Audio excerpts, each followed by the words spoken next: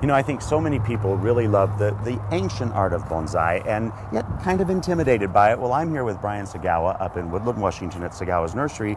And Brian, you know, there is some intimidation to get through, but really it's not that scary. And if you start with something that's a starter plant, really cuts the cost down to where it's almost affordable to everybody. Oh, definitely, yeah. I think if you're very good at growing plants in a pot, like house plants or any, it's the same basic technology, or you just want to keep the soil moist, and it's just like growing any other plant in the sun, you know, outside in a container. I do see that you have a couple of options here for pots, and you guys here at Sagawa's have so many options, but give us a quick little primer about, you know, what the nets are for, the wire, and then show us what you're doing there. Sure. Well, first of all, picking out the pot is kind of like the framework of any art. You know, it is like living art, you know, so basically the pot it's pretty much, we leave it up to the customer's preference.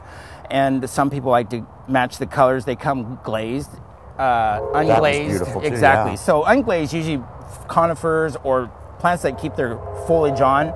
And then the glazed is usually for deciduous trees or things that look kind of bare in the winter. They need a little help. That's just a little rule of thumb. It doesn't have to apply that way, but that is something that is practiced in the. And then what the purpose of the wire?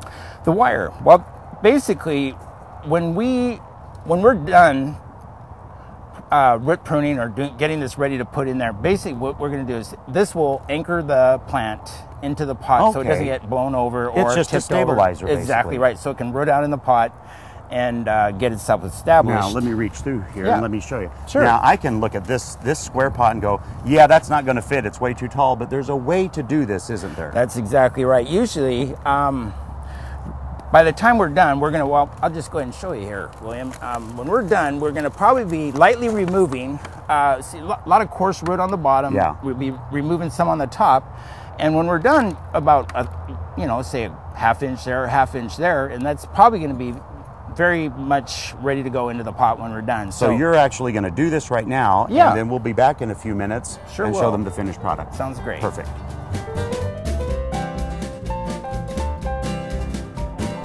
I'd say July.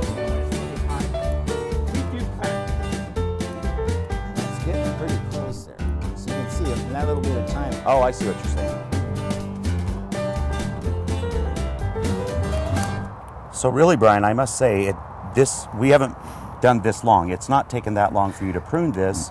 And then I'm going to say that next would be just wiring it in? That's correct. After we've pretty much reduced about one half of the root system of this, sometimes it's going to be less, more. It just depends. I was in a 4-inch pot, and you can see what's left. And usually you'd want to try to find a front. There's usually going to be a front and a back of most plants. And so sometimes it can be the rootage exposed on the sides or down below when you're scratching the surface.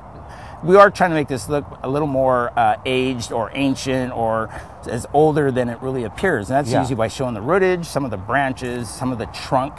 So that's what we're trying to do there. So never in the center. Is there a specific, like, I was going to say, is it the center or do you want to go to the side? Always, it's art. So never in the dead center. It's really not a formal art. It's always informal or natural. So I always like off to the side.